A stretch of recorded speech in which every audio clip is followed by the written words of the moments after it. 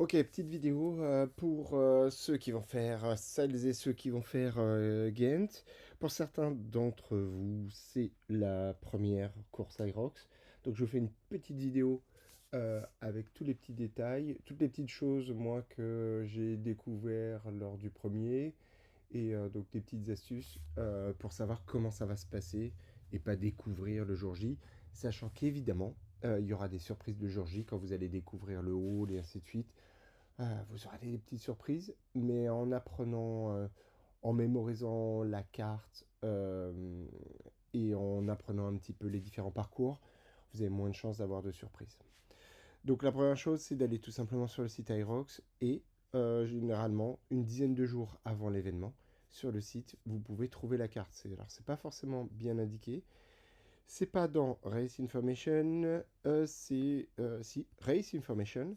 Là où d'habitude vous aviez les horaires qui sont théoriques, bah, vous avez à un endroit le nombre de boucles qui est apparu entre-temps, et on a surtout Venue Map qui est apparu. Donc on clique sur Venue Map, et oh miracle, on a une belle carte qui représente l'implémentation, on va dire, prévisionnelle. Je dis prévisionnelle tout simplement parce qu'à Paris, le plan n'était pas 100% correct. Quand je dis 100% correct, c'est l'ensemble des ateliers était bien aux bons endroits, mais l'échelle n'était pas exacte. Et par exemple, les flèches qu'il y a ici, d'entrée et sortie, n'étaient pas pertinentes. Elles étaient fausses. Donc j'ai pris la liberté sur ce plan-là, donc ça c'est le plan officiel. Vous verrez, j'ai pris la liberté par exemple de changer sur les farmer carry. Parce que les farmer carry, par exemple à Paris, les flèches étaient inversées. C'est-à-dire qu'on rentrait par la droite et on ressortait par la gauche. C'est ce qui est le plus fluide en fait. Même si ça se trouve, ça sera bien implémenté de cette façon-là. Voilà, je l'ai mis suivant la logique habituelle. Après, il y aura des écarts.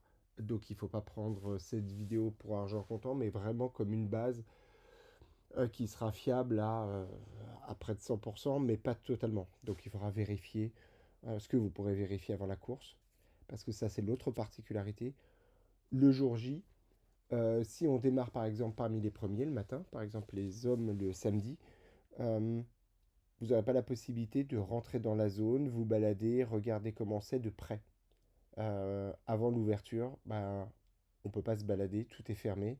Et on a les arbitres qui font leur balade, qui ont leurs dernières consignes. Et donc, les premiers découvrent un petit peu les ateliers. Après, c'est pas dramatique, hein, il n'y a pas de grosses surprises. Et surtout, à moins d'être le premier, vous aurez généralement toujours quelqu'un devant vous pour ouvrir la voie. Mais pas tout le temps. Pas tout le temps parce qu'il y a des fois où il y a des particularités. On va les voir. Donc on a le plan. Euh, on a le plan particularité. Donc je vais switcher. Je vais aller directement sur le plan que j'ai corrigé. Que j'ai amélioré. J'ai amélioré parce que le plan en lui-même n'est pas forcément extrêmement lisible. Surtout pour quand on n'a jamais fait de course. Donc, ce que j'ai rajouté, c'est les éléments qui sont en rouge. Les éléments qui sont en rouge, juste pour que vous puissiez visualiser un petit peu mieux comment ça se passe. Là encore, euh, il y a des éléments pour lesquels j'ai interprété. C'est le cas des burpees broad jump. On a 80 mètres. Comme je n'ai pas l'échelle, à Paris, ça faisait toute la longueur de la piste. Donc c'était facile parce que la piste faisait 150 mètres et on voyait de façon assez claire que les burpees faisaient en un seul morceau toute la longueur de la piste. Ici, ce qu'on voit, c'est que c'est deux fois moins long que la piste. Donc au lieu de 80 mètres en une fois, je suppose que ça sera 40 mètres en deux fois. Je sais pas, c'est pas, voilà, il y a pas tellement de mystère pour ça. Mais je ne pense pas que ça soit 4 fois 20. Je ne pense pas que ça soit nécessaire. Je me suis basé tout simplement sur le fait que les farmer carry, c'est deux boucles. Donc que ça fait à peu près 50 mètres. Si ça fait 50 mètres, ça fait à peu près 40 mètres. Donc ça fait aller-retour. Voilà. On va aller dans l'ordre. Je fais petite intro sur comment est-ce que ça se passe quand on arrive. Donc quand on arrive, on est ici à l'entrée à gauche. Euh, Avant de rentrer, généralement à l'extérieur, il va y avoir un pré-check pour pouvoir vous mettre le petit bracelet au poignet. Donc le pré-check, on va vous demander juste votre billet sur votre téléphone ou votre billet imprimé sur PDF. On va vérifier, on va vous mettre un ou deux bracelets. Je pense un si vous êtes spectateur, deux si vous êtes participant. Euh, et ensuite, vous allez rentrer. Quand vous allez rentrer ici, il faut arriver, ce qui est recommandé, c'est 90 minutes l'ouverture des inscriptions euh, a lieu 90 minutes avant votre départ effectif. Donc voilà, il faut compter, on vient 1h30, 2 heures avant. Ça passe assez vite. Par le passé, il y avait des files d'attente. A priori, j'ai l'impression qu'il y en a moins, tout simplement parce qu'on a le droit de venir s'inscrire que dans les 90 minutes qui précèdent. On ne peut plus venir comme avant, 2 jours avant, et donc tout le monde venait le vendredi, et il y avait saturation. Ici, si vous arrivez plus de 90 minutes avant, vous ne pourrez pas avoir votre billet, sauf en passant par le desk spectateur. Voilà. Quand vous êtes dans les 90 minutes, vous pouvez aller à l'enregistrement pour les athlètes. Là, on va vous demander votre billet et votre carte d'identité. Ils vérifient les identités de façon systématique. En tout cas, moi, c'est ce que j'ai vu. De façon systématique, depuis qu'ils ont changé les nouvelles règles, ils ne veulent pas avoir des gens qui viennent à l'arrache avec, en ayant changé l'équipe et ainsi de suite. Donc, il faut venir avec la pièce d'identité. Ici, on va vérifier et on va vous inscrire un numéro sur le bras qui correspond à votre SAS. Donc ça, pareil, j'ai oublié de le préciser. On peut retourner sur le site ici. Sur le site, ici, vous avez un endroit, donc indiqué ici, la start list. La start list devrait apparaître et devrait être ici, donc on voit qu'elle n'est pas à jour. Elle devrait être aux alentours de 3 jours avant l'événement. Vous pourrez rechercher votre nom ici dans cette liste-là. Et donc vous aurez votre horaire de passage exact. Il y a des départs toutes les 10 minutes. Donc au lieu d'avoir euh, comme, comme ici, par exemple, pour le double mixte, prenons le double mixte. Double mixte, on sait qu'on va passer entre 12h40 et 16h10, mais il y a des vagues toutes les 10 minutes. La première vague, ça va être les SAS moins de 1 heure. Donc à 12h40, moins de 1 heure, il va y avoir 20, 30 personnes qui vont partir. 12h50, 10 minutes après, il va y avoir une nouvelle salve qui va démarrer. Est-ce que ça sera des 1 heure ou des moins de 1h15? Généralement, je dirais qu'il y a apparemment une ou deux vagues de moins de 1 heure. Après, il y a beaucoup de moins de 1h15, beaucoup de moins de 1h25, et ensuite les autres. Après, j'arrivais plus à compter et à suivre. Mais voilà, ça vous donne une idée de votre heure de départ. Mais 3 jours avant, en allant dans Start List, vous aurez votre heure de passage exacte. Quand on revient au desk, donc ici, on va faire l'enregistrement. On va nous écrire l'heure exacte de notre passage. Donc si par exemple, on était à... Je recommence ici à 12h40. Admettons que ça soit 13h10 pour notre passage. Ici, on va nous inscrire tout simplement sur le bras. 13 10 0 0 1 si on est les premiers de la vague. Ça n'a pas de... Comment on appelle ça? Ça n'a pas d'importance, hein, le numéro en tant que tel, si c'est 1, 2, 3 ou 4. C'est tout simplement pour vous identifier. C'est pour vous identifier quand il y aura une pénalité. Je recommence. Je recommence. Euh, et donc quand on revient ici au desk pour l'enregistrement, on va vous inscrire après avoir vérifié votre identité. On va vous marquer votre heure de début. Donc par exemple 13h10, donc ça sera 13 10 0 0 1 si vous êtes les premiers à vous enregistrer sur la vague. Et ce numéro-là va servir au moment des pénalités. Au moment des pénalités, soit ils vont lire votre puce à la cheville, soit ils vont tout simplement prendre une photo de votre bras pour pouvoir vous appliquer la pénalité a posteriori. C'est pour ça que quand vous arrivez, parfois, toutes les pénalités ne sont pas indiquées, tout simplement parce que la personne, elle prend en photo, et puis la pénalité, elle arrive dans les minutes qui suivent. Une fois que vous avez ça, vous allez commencer à vous préparer. Donc généralement, on se prépare un peu n'importe où. Donc il y a évidemment des vestiaires, enfin des zones où on peut se changer plus facilement. Euh, et sinon, les gens s'installent un petit peu à l'arrache où ils peuvent.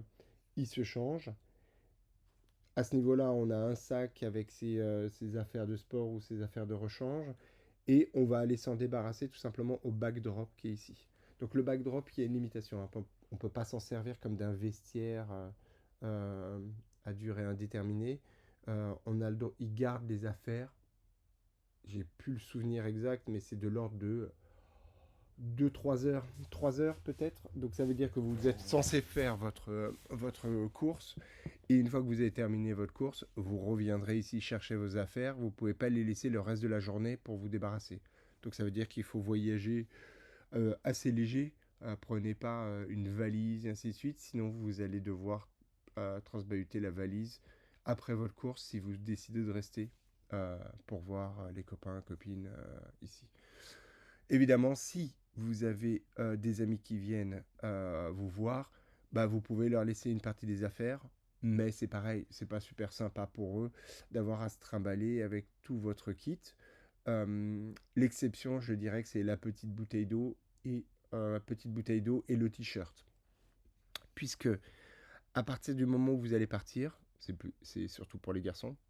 Généralement, on laisse le haut du t-shirt pour pas avoir à s'encombrer, puisque le règlement stipule qu'une fois qu'on a commencé la course, tout ce qu'on a avec nous, on doit le garder. On n'a pas le droit d'avoir d'aide extérieure. Ça veut dire quoi? Ça veut dire que si vous commencez à avoir trop chaud au deuxième tour de run, vous pouvez prendre votre t-shirt et le mettre à la poubelle, mais vous ne pouvez pas prendre votre t-shirt et le passer à vos amis qui sont sur place. Ça peut valoir une disqualification. Je pense que c'est ça la pénalité. Donc n'acceptez pas de bouteille d'eau, n'acceptez rien, n'échangez pas physiquement quoi que ce soit avec les spectateurs, parce que la particularité d'une course Aerox, c'est que on est à 1 ou 2 mètres des spectateurs. On est très proche et donc c'est très tentant d'échanger avec eux. Donc si vous avez un t-shirt et que vous êtes seul pour la course, il va falloir le mettre dans son sac, le backdrop, et ensuite se balader torse nu jusqu'à l'heure où on peut rentrer dans le sas, qui est ici. 30 minutes avant la course, vous allez pouvoir rentrer dans la zone warm-up area. Donc une zone où il y a 2-3 sleds, il y a 4 skis, 4 rameurs, 4 tapis, des kettles, il y a un peu tout en mini. En mini, donc ça veut dire il y a quand même du monde, c'est pour ça qu'ils autorisent que 30 minutes avant. Ils autorisent que 30 minutes avant. Il faut éviter de se cramer dans cette zone-là et d'essayer de faire le mini Aerox 30 minutes avant, c'est pas utile. Mais voilà, c'est une zone qui est sympa pour s'échauffer. J'ai oublié un petit détail. Au moment de l'enregistrement, on va vous remettre la puce. La puce, je dis ça surtout pour les gens qui font du triathlon, la puce ne se met pas comme pour le triathlon, c'est différent et c'est normal. Euh, donc en triathlon, on met toujours à la cheville gauche pour pas se prendre la puce dans le dérailleur, dans le pédalier. Ici, c'est cheville droite. Et la deuxième particularité qui est importante, c'est que la puce est... euh, le dessous de la puce est visible de l'extérieur. Ça veut dire que le montage, quand on le voit, on a l'impression que c'est monté à l'envers. Et donc moi, la première chose que j'ai faite, évidemment, c'est que j'ai retourné la puce et je l'ai mise à l'endroit comme pour un triathlon. C'est pas bon.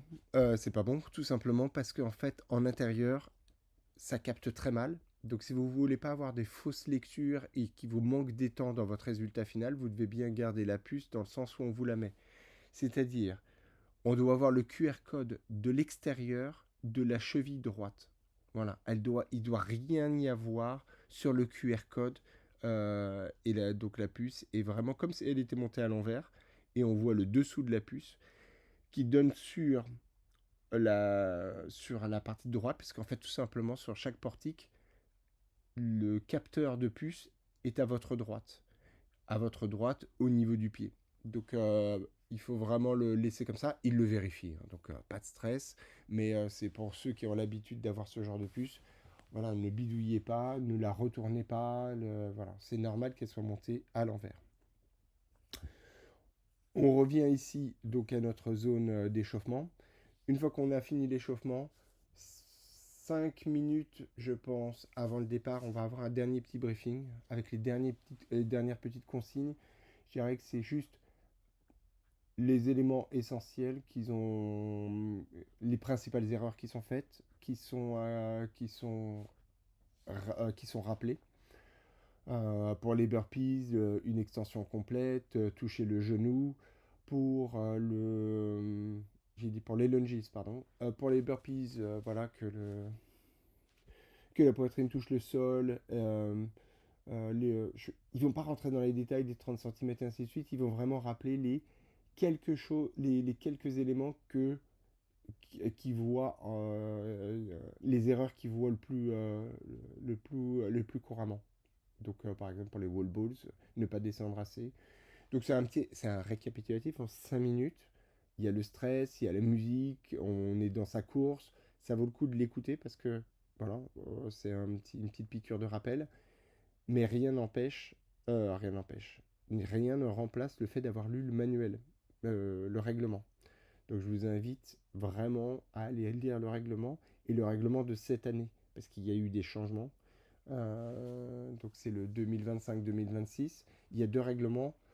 Il y a un règlement pour les individuels et il y a pour ceux qui le font en mixte, parce qu'il y a des spécificités liées pas au mixte, au double, double homme, double femme et double mix.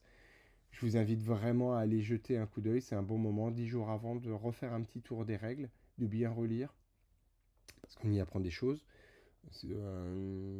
Et parce que le jour J, voilà, dans le feu de l'action, on oublie quand même pas mal de choses. Donc ça vaut le coup de le relire. Et soyez sûr d'être à jour. Donc le dernier règlement, c'est celui qui met les pénalités en secondes. Et au lieu de dire, par exemple, si vous avez fait un mauvais burpee ou reculé, bah, il va vous donner, ça, vous aurez un avertissement. Et la fois suivante, vous aurez des 15 secondes de pénalité par-ci, par-là. Pareil pour les wall balls. Et quand vous ratez le dernier wall ball, c'est que vous courez quand même vers la ligne d'arrivée, bah là, c'est pas grave, on vous rattrape plus, on vous met 15 secondes de pénalité pour le dernier. Voilà. C'est ce genre de choses qu'il y a dans le dernier règlement. C'est important à lire, c'est toujours intéressant. Donc on est ici et on va prendre le départ. On va prendre le départ. Donc on est dans le start tunnel. Donc si vous ne l'avez jamais fait, c'est vraiment quelque chose, vous pouvez le retrouver hein, sur Internet, il y a plein de départs qui sont filmés. C'est vraiment la boîte à motivation, le tunnel de la motivation. On vous passe de la musique forte avec des images où on vous dit que vous êtes le meilleur, le plus fort, que vous allez accomplir des choses merveilleuses. Et c'est bien fait, mais c'est tellement bien fait que au moment de sortir du tunnel, vous êtes survolté. Survolté au point de plus respecter le plan, de courir comme des dératés, bien au-delà du raisonnable. Et tout le monde le fait. C'est moins vrai, je pense, pour ceux qui font moins d'une heure, parce que sinon, ils ne feraient pas moins d'une heure. Mais c'est marrant tout au long de la journée quand vous allez voir les sas derrière ou on reviendra après. Quand vous les croisez, dès qu'il y a un départ, tout le monde court à 4 minutes du kilomètre. C'est incroyable, mais c'est comme ça. Donc vous êtes survolté, il y a un décompte. Il y a un décompte en vidéo, on a l'impression que c'est un décollage de fusée, et on est parti. Donc ça part d'ici, et on a donc l'anneau de course se fait sur l'extérieur des ateliers. Voilà. Le point de règlement qui est important et qui avant était très particulier et qui l'est de moins en moins, et qui a son importance, c'est ici, cette partie-là, donc sur le site web hein, toujours. Ici, il y a la règle. Et si vous regardez, il y a deux lignes.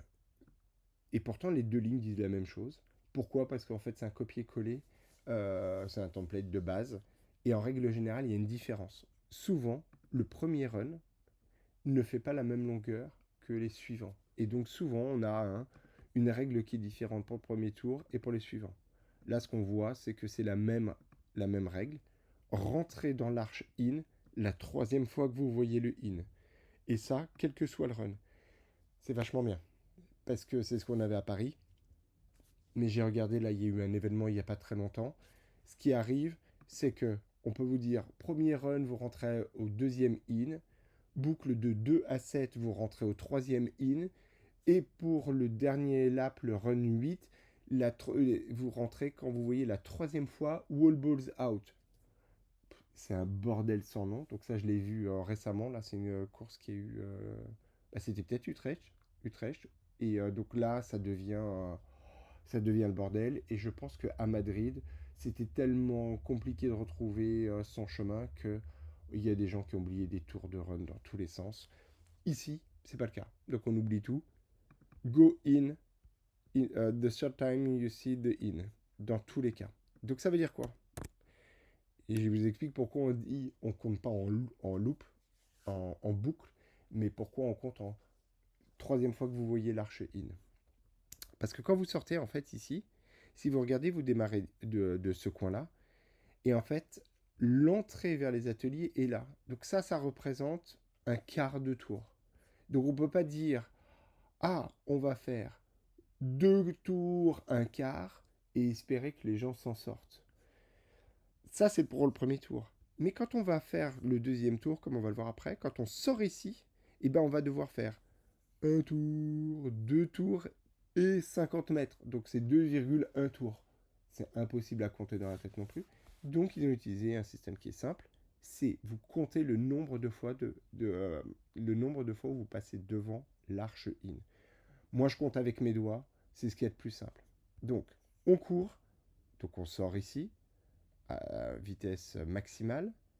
On passe devant l'arche in. L'arche in, généralement, je pense qu'elle est toute jaune. Vous ne pouvez pas la rater alors que l'arche out est toute noire, si je ne me trompe pas. Donc vous passez là, vous comptez 1. Vous tournez, vous faites votre petite boucle. Hop, qu'est-ce que je dessine bien? Deuxième, là, donc on arrive ici. Et là, deuxième passage de in. C'est pas bon, on continue à tourner. On continue, on continue, on continue, on continue, on continue, on continue. Et là, quand on arrive là, on rentre pas par le out, parce que sinon, pénalité. On rentre par le in, et là, on va se diriger vers le premier atelier. Donc, si vous voyez, vous avez un long couloir qui dessert en fait les entrées de tous les ateliers. Donc ici, on va aller courir par là. Ils sont à peu près dans l'ordre. 1, 2, 3, 4 sont dans l'ordre. Donc c'est le début. Et on va aller directement vers le ski erg. Le ski erg, je vous ai amélioré, donc, comment on appelle ça? Je vais zoomer un peu. Je vous ai rajouté des détails pour bien visualiser comment ça se passe. Comment ça se passe? On rentre par un côté, on sort par l'autre, mais tout le monde va faire la même distance. C'est pour ça que tout le monde doit aller jusqu'au bout et revenir. Quand on arrive, on va voir, il y a un portail, donc un truc gonflable avec marqué ski erg et le numéro dessus. Donc ça, vous ne pouvez pas vous louper si vous savez compter de 1 à 8. Normalement, ça passe. Essayez de le garder en tête. Il y a des panneaux sur la course. Moi, j'admire ceux qui ont le temps de voir les panneaux, mais sachez que les panneaux ne font pas foi. Si jamais votre puce n'a pas lu à un moment quand vous avez passé un portique, bah, vous pouvez être amené à voir sur le panneau quelque chose qui est erroné. Généralement, c'est à 90% fiable, mais il peut y avoir des ratés sur le nombre de tours. Donc si jamais vous perdez complètement le compte, regardez pendant le run sur cet écran vidéo qui est très grand, mais très peu lisible parce qu'il bouge dans tous les sens. Et voilà. On rentre sur le ski. Donc on rentre ici. Vous allez avoir des arbitres qui vont vous indiquer quoi faire.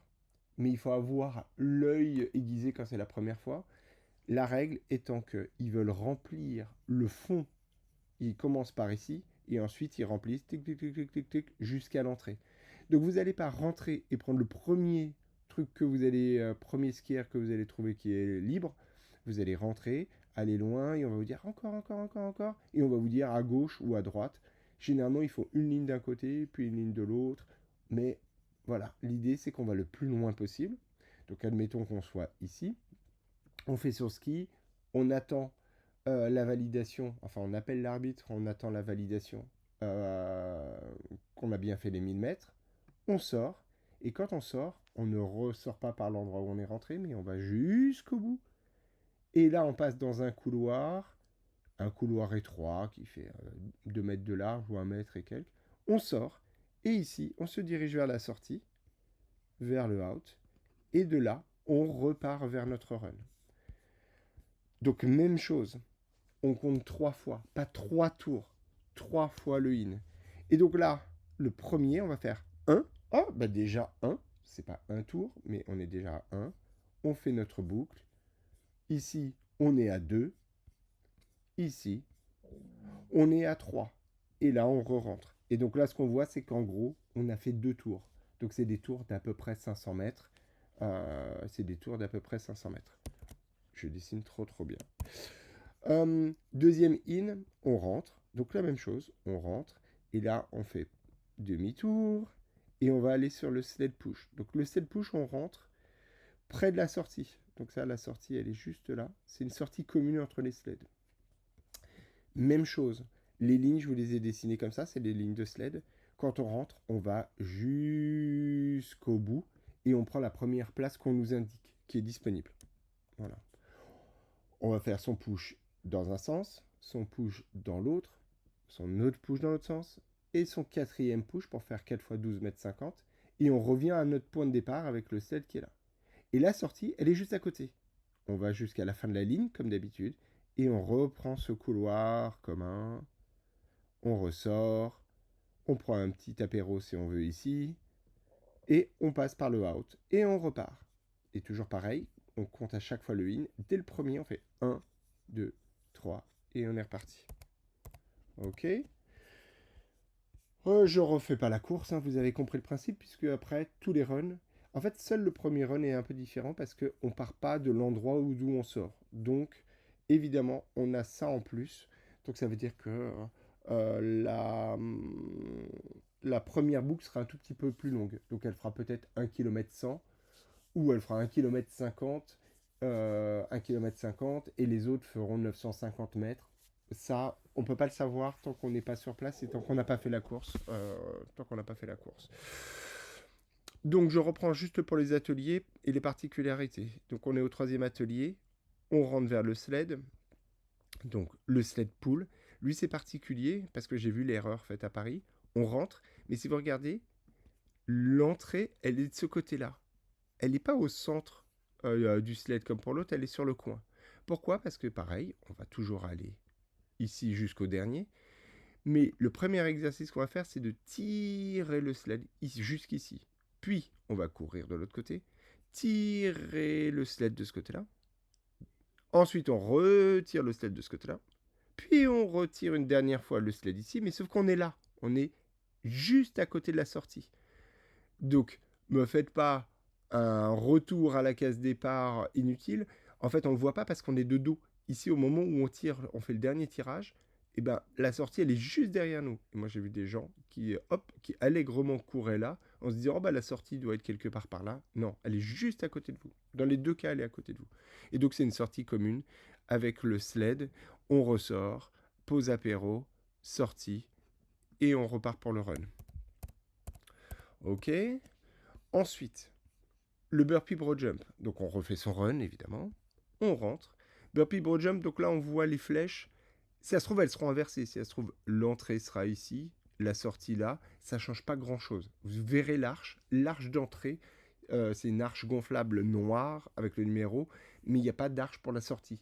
Donc vous serez naturellement attiré par l'entrée. Donc on va considérer que là c'est bon, parce que c'est probablement bon.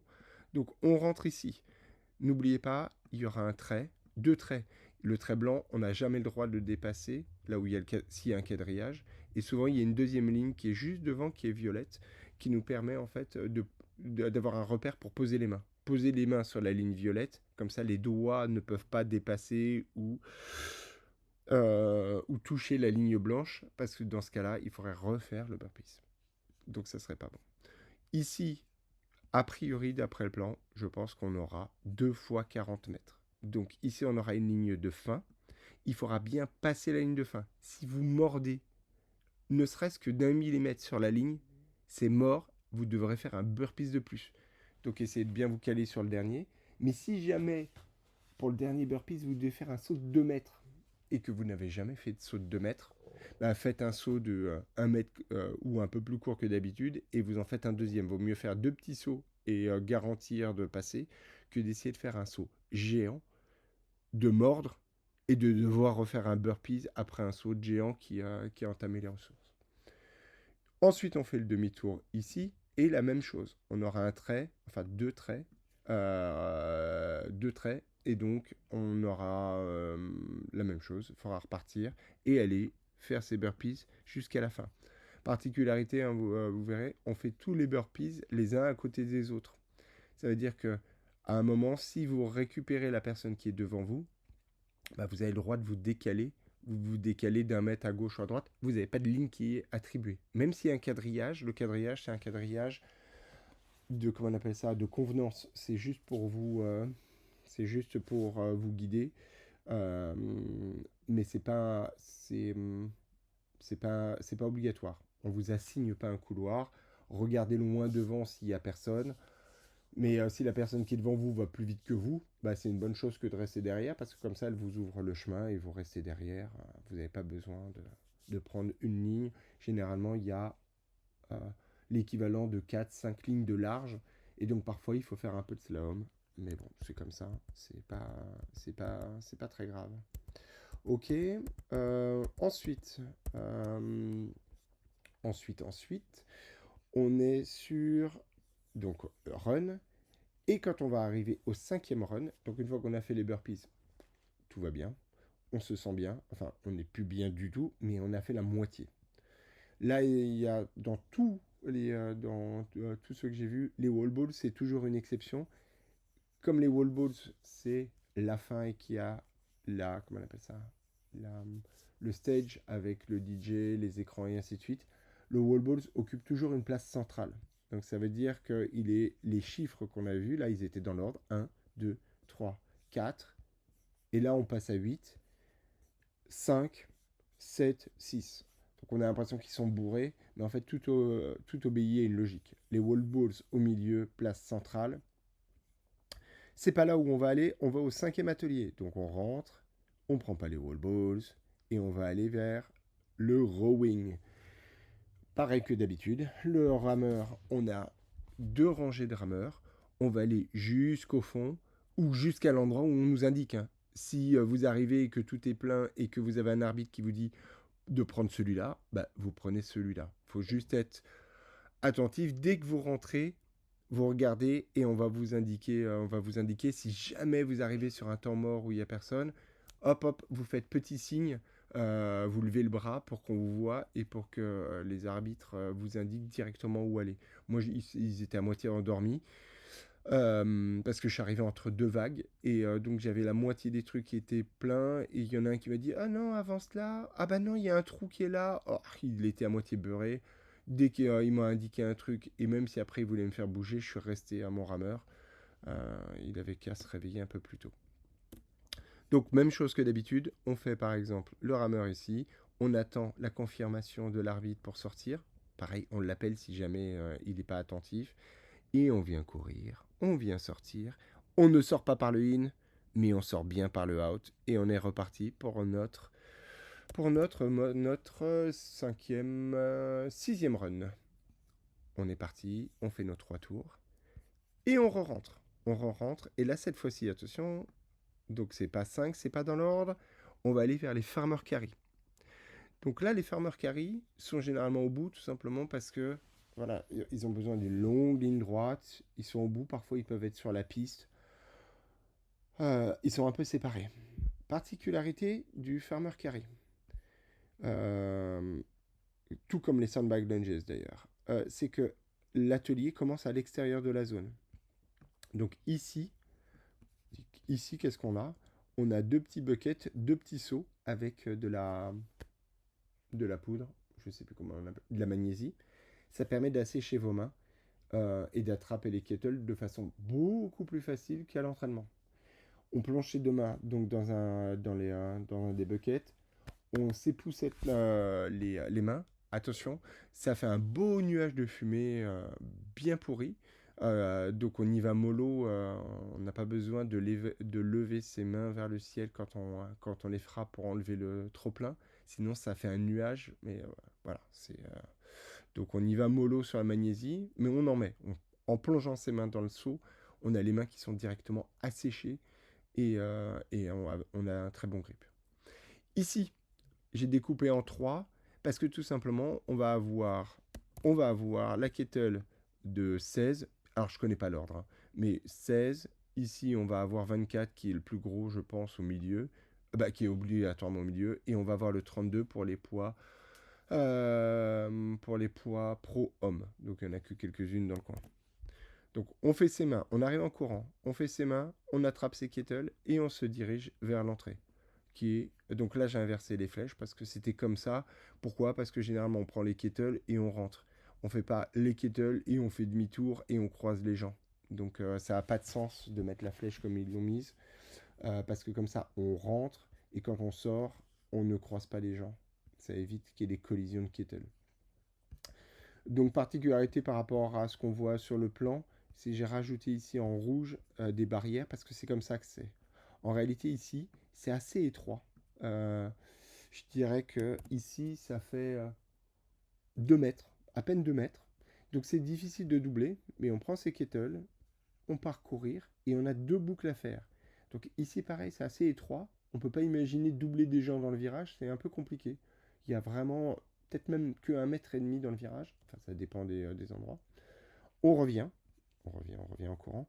Et ici au niveau du sol, il y aura 2 flèches et 2 flèches où il y aura une indication pour dire deuxième tour. Donc deuxième tour, c'est par là. Et ici, on fait la boucle, on repart. Et une fois qu'on a fini la deuxième boucle, on va venir passer à côté et sortir. N'oubliez pas un tour parce que pareil, je pense que c'est éliminatoire ou c'est des pénalités qui sont absolument faramineuses. Donc n'oubliez pas, c'est 2 tours. On ressort et au moment de ressortir, on va déposer ces kettles au bon endroit, donc au même endroit où on les a prises. On ne les met pas n'importe où. Et il faut qu'elles restent debout. Il ne faut pas balancer les kettles et qu'elles tombent, parce que là aussi, c'est, je pense, 15 secondes de pénalité. C'est 15 secondes de pénalité. Ok. On ressort. On prend le portail out, même si on passe devant le in, on prend le portail out et on refait son run. On repart pour nos 3 tours, pas 3 tours, nos 3 in. Et quand on rentre pour l'avant-dernier, on rentre ici, de nouveau, et on va vers les sandbag lunges qui sont ici. Donc là j'ai oublié de dessiner, mais même particularité, vous aurez vos sacs en fait qui sont juste au milieu entre l'entrée et la sortie. Donc vous courez, vous allez prendre votre sac ici, vous le mettez sur les épaules et vous rentrez. Là encore, est-ce que l'entrée est à droite ou à gauche? Ça ne change pas grand-chose. Mais ça, il ne faut pas se tromper parce qu'il y a des gens qui nous ont fait des petites blagues à Paris. Donc on rentre ici, n'oubliez pas, le plus important, très important à Paris, il cartonnait tout le monde. Le premier lunge que vous faites ici, donc il y a la ligne qui est quelque part par là, vous devez faire une extension complète. Ne venez pas en attrapant le sac et en faisant « Oh, je fais un grand pas pour faire le premier lunge ». On va sinon vous dire « Non, reculez, refaites ». Et une chance sur 2 pour que vous fassiez un lunge à l'extérieur, puis un autre lunge pour revenir au même endroit. Parce qu'en fait, dans la panique, vous ne comprenez pas ce qu'on vous demande. Ce qu'on vous demande, c'est d'avoir une extension complète. Donc ici, vous vous mettez, vous êtes droit, debout, extension complète de la hanche, et ensuite vous faites votre premier pas. Vous faites tous vos petits pas jusqu'à la ligne qui va être quelque part par là. Là encore, je suppose que c'est en aller-retour. Vous devez dépasser la ligne. Si vous mordez la ligne, vous devez faire une fente en plus. Ensuite, on fait le demi-tour ici et rebelote. N'oubliez pas à nouveau de faire une extension complète. Si vous perdez une seconde, perdez-la. Mais marquez le temps d'arrêt parce qu'il y a, on va dire, 3 choses qui sont vérifiées sur les lunges. Et ici, vous aurez un arbitre, un autre arbitre. En fait, ils sont à l'entrée, à la sortie, en grosse quantité. C'est la moitié des arbitres sont à l'entrée ou à la sortie des lignes. Et ils ne sont là que pour vérifier si vous dépassez la ligne et si vous faites l'extension complète. Une fois que vous êtes lancé, les 2 choses qui vont être vérifiées, c'est tout simplement qu'il y ait une extension complète. Mais là, vous aurez qu'un arbitre par-ci, un arbitre par-là. pour vérifier juste que vous touchez bien avec votre genou et que entre chaque lunge, vous faites une extension complète.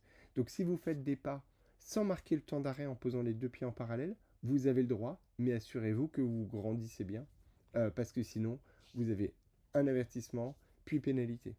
Donc moi je pose le pied de façon systématique parce que quand ils voient le pied, ils sont moins enclins à juger de l'extension complète. Ils considèrent que vous avez posé les deux pieds, donc vous étiez bien sur vos appuis grands. Même si vous êtes un peu fléchi, ça va. Alors que si vous faites des enjambés, que vous enchaînez les enjambés, là à ce moment-là, de façon systématique, ils vont vérifier que votre hanche est bien en extension complète et ils vont vous emmerder. Ok, ok, ok, ok, ok, ok. Donc ça c'est les lunges.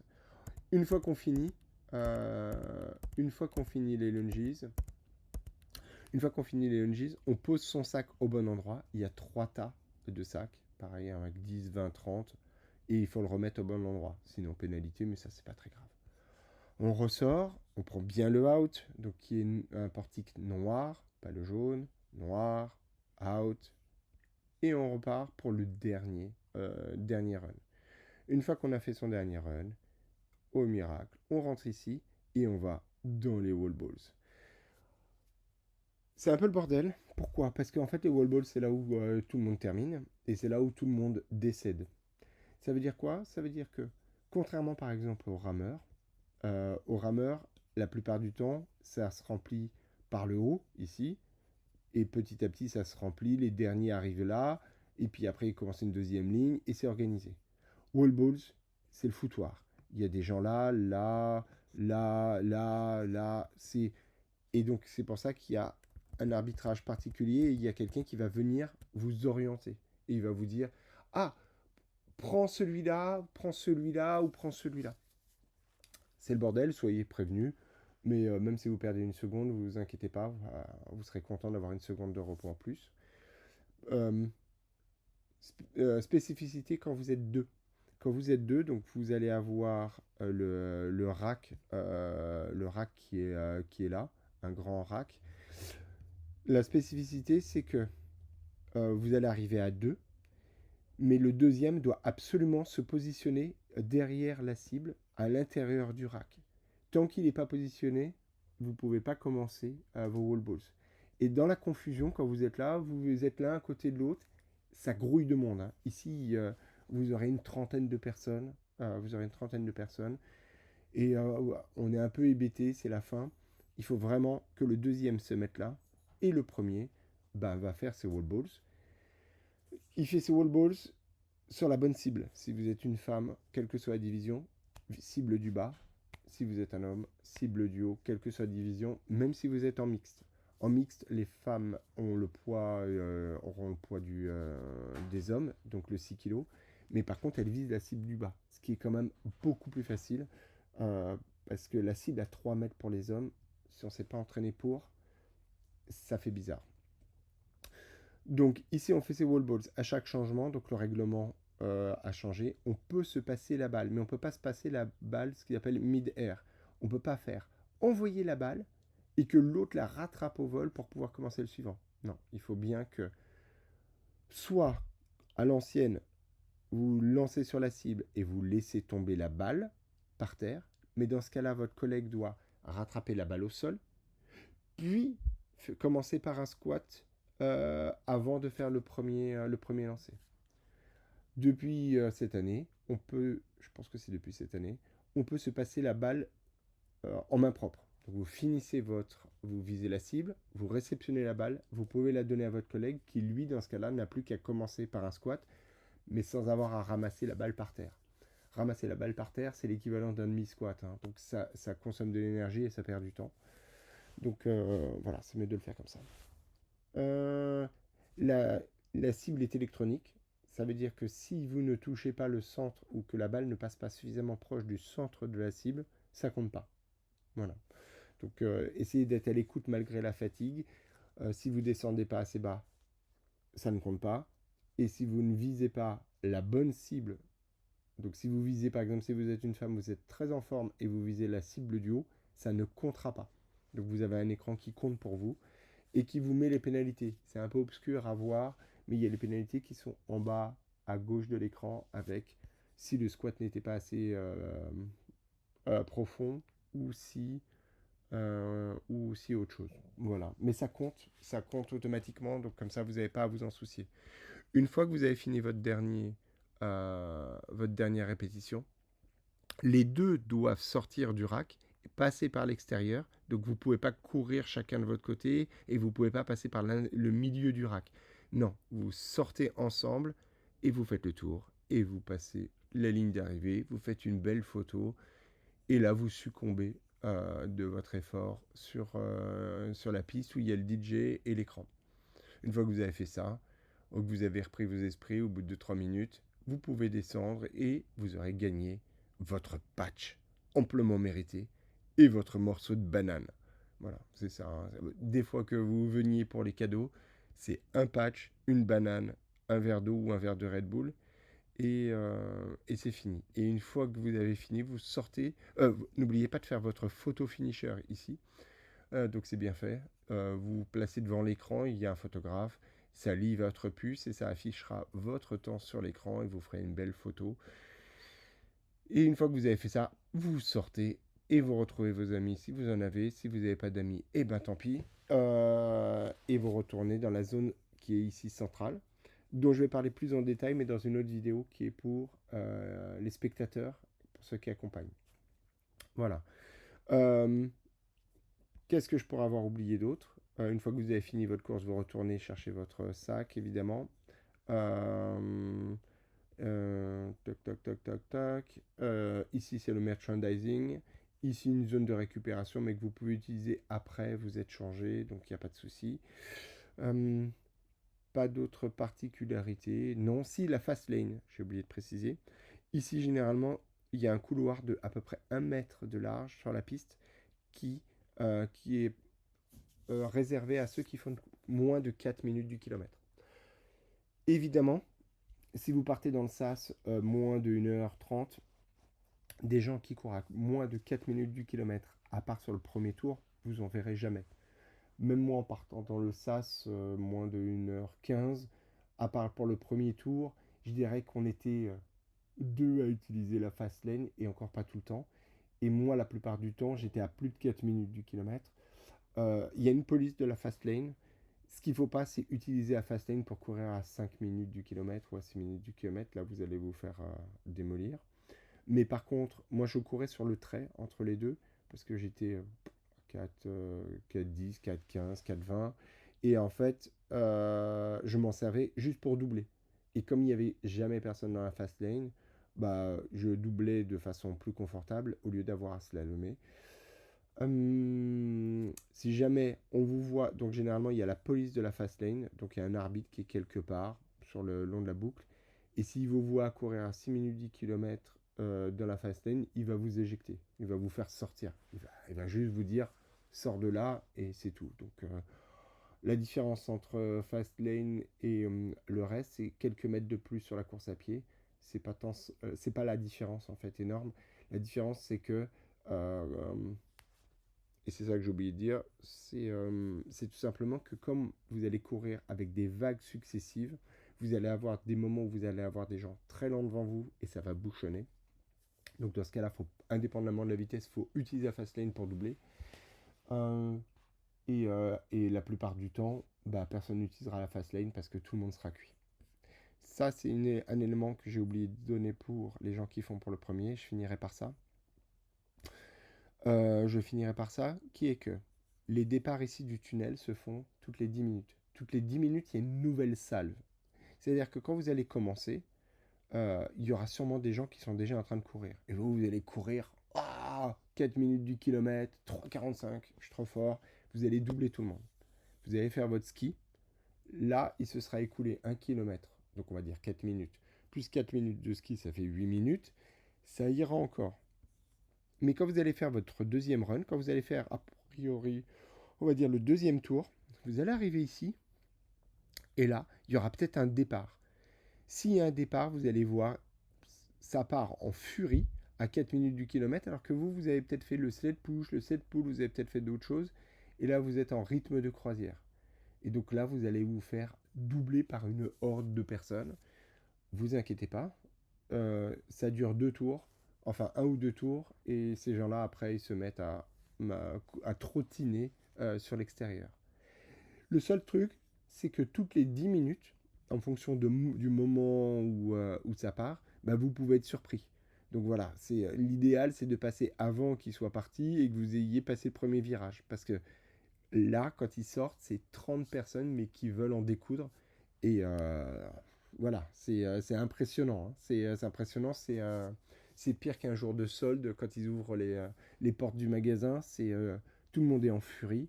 Et je ne vais pas dire ça bouscule, parce que ça bouscule pas, mais on est obligé d'adapter son allure parce que, pour pas se taper les gens. Et comme c'est toutes les 10 minutes, ça vous arrivera forcément. Voilà. Et quand on est au 3 4e tour et qu'on trottine et qu'il y a ces gens-là qui partent à fond la caisse, ça fait bizarre. Mais c'est comme ça. Ça, c'est une des particularités. L'autre élément que je pourrais vous dire, c'est que euh, si vous êtes en solo, c'est une course qui reste une course solitaire. Pas au sens, par exemple, comme quand on fait une course en run et qu'on est en individuel, hein, qu'on est chacun pour soi. Quand on fait une course en extérieur, on part avec des gens et au bout de 1 kilomètre, ça se stabilise. Et donc, vous allez courir petit à petit avec des gens qui sont de votre niveau. Et donc, voilà, vous allez avoir un- une motivation, vous allez rester avec les mêmes personnes, parfois vous allez avoir un petit coup de mou, vous allez vous raccrocher à une personne que vous avez vue, et vous allez tout le temps suivre un tempo commun. Ici, c'est pas du tout le cas. Ici, c'est chacun pour soi. Premier tour, ça part en sucette dès le premier tour, mais dès que vous aurez commencé à faire sled push et sled pull, les gens qui sont forts vont casser en deux le sled, ils vont sortir très très vite, mais ils vont être vite rattrapés par la réalité et vous allez les doubler sur la phase de course. Mais vous ne les reverrez plus jamais. En fait, soit ils vont être plus forts et ils vont aller plus vite et vous doubler sur les ateliers, soit ils vont être plus forts en running et donc vous allez les doubler pendant les ateliers et vous allez les doubler pendant les ateliers et vous les reverrez jamais en running. Moi, pendant ma course, j'ai jamais fait plus que un run avec une personne que je connaissais, que j'avais spoté. C'est impossible. Et pareil pour les ateliers. On fait un atelier, on voit des gens, et quand on fait le run suivant et qu'on va sur l'atelier suivant, c'est plus les mêmes personnes. C'est comme si on faisait 8 courses séparées. Voilà. Donc quand on est en duo, évidemment, c'est ce qui aide. Quand on est en duo, ben, au moins on est à deux à courir ensemble. Et voilà. Mais donc n'imaginez pas que vous allez pouvoir faire une course et ah tiens, je vois mon pote, il est sur le sled, ah je le double, ah sur l'exercice suivant, il va me rattraper sur le pool. Non, non. Vous faites des courses avec des gens que vous allez voir sur une boucle, 2 boucles, et après vous les verrez plus jamais. Voilà. Jusqu'à l'arrivée, vous ne reverrez plus jamais personne. Voilà, donc c'est ça qui est un petit peu particulier en solo. Et voilà, si je voulais donner des petits conseils, mais ça, si vous regardez Insta, il y a souvent plein de conseils. Je dirais que les 3 quarts, c'est des conseils de merde, mais moi, je vais donner les miens. Sur le ski, quelles que soient les épreuves, c'est des épreuves qui se font en seuil. Donc ça doit être dans le dur, mais ça ne doit pas être dans le rouge. À partir du moment où vous tapez le rouge euh, et que vous êtes obligé de ralentir à cause de la douleur, à partir de ce moment-là, vous allez subir tout le reste. Vous allez subir. Donc ce qu'il faut, c'est aller fort, le plus fort possible, mais sans aller dans la zone rouge. Alors c'est difficile à jauger, mais c'est d'autant plus difficile à jauger, je dirais, tant qu'on n'a pas fait au moins un sled. Premier run, on s'enflamme, on part à pleine balle. Mais ça se paye tout ça. Une fois qu'on fait le ski, on se dit ah, c'est les bras, ça va. Quand on arrive sur le sled, là, on commence à être rattrapé par la réalité et on retrouve tous les Instagrammeurs qui nous expliquent ah oui, mais le turf était particulièrement dur à tel ou tel Aerox. Non, en fait, c'est pas ça. C'est que la technique n'était pas en place et que vous êtes parti comme des demeurés sur le premier run. Sur le ski, vous avez cassé le ski en deux. Et puis après, bah, vous êtes rattrapé par la réalité du sled avec des jambes et un cardio qui est au fond des bottes. Donc c'est ça la réalité. C'est Tant qu'on n'a pas fait le sled push et sled pull, on court, on est jeune et on est foufou. Après sled push et sled pull, musculairement, les jambes, elles sont tendues. Mais le vrai juge de paix, c'est la quatrième épreuve. La quatrième épreuve, évidemment, c'est les burpees. Parce que sur les burpees, le cœur va exploser. Le cœur, il part, il part. Donc il faut essayer d'être constant et de maîtriser ça sans faire trop de pauses. Mais la bonne nouvelle, c'est qu'une fois qu'on sort des burpees, je ne vais pas dire qu'on peut se reposer sur le rameur parce que c'est ce que beaucoup disent. Moi, je ne me suis pas reposé sur le rameur. Mais sur le rameur, on est assis, on n'a pas besoin de le surfaire pour faire un bon temps. Faut pas se reposer parce qu'on peut perdre beaucoup de temps sur le rameur pour rien. C'est facile de s'endormir sur le rameur, mais on a tendance un peu à récupérer. Farmer carry, en fonction de ses forces, ses faiblesses, c'est pareil. On peut, je ne vais pas dire récupérer, mais on peut ne pas trop subir. Sur les lunges, musculairement, on est à l'avant-dernière épreuve, ça commence vraiment à devenir dur. Et le run qui suit les lunges, c'est mon angoisse. Les wall balls, que dire des wall balls? Mais en fait, les wall balls, si on s'est entraîné avec le bon poids et à la bonne hauteur, ça c'est un deuxième élément, parce que moi je m'étais entraîné à 2,60 m au lieu de 3 mètres, parce qu'on n'a pas de cible à 3 mètres, ça change beaucoup. Donc il faut vraiment essayer à 3 mètres, la différence est énorme, mais surtout il y a toute la fatigue accumulée de toutes les autres épreuves. Donc c'est pour ça souvent que ça craque sur les wall balls. Personnellement, je n'ai pas trouvé, j'ai pas été brillant sur les wall balls à cause de la hauteur. La seule chose qui m'a surprise, c'est la douleur au bras du fait que la cible est plus haute. Mais voilà, comme c'est un juge de paix, c'est là où tout le monde ralentit, on est proche de la fin et c'est là que ça commence à se fissurer, à craquer. Voilà, donc il faut rester concentré, bien les faire pour ne pas faire de no reps, parce que les no reps, bah, ça coûte cher. On perd une répétition, on gagne encore en plus en fatigue et voilà. Je pense que j'ai fait le tour. Si vous avez des questions, voilà, vous n'hésitez pas.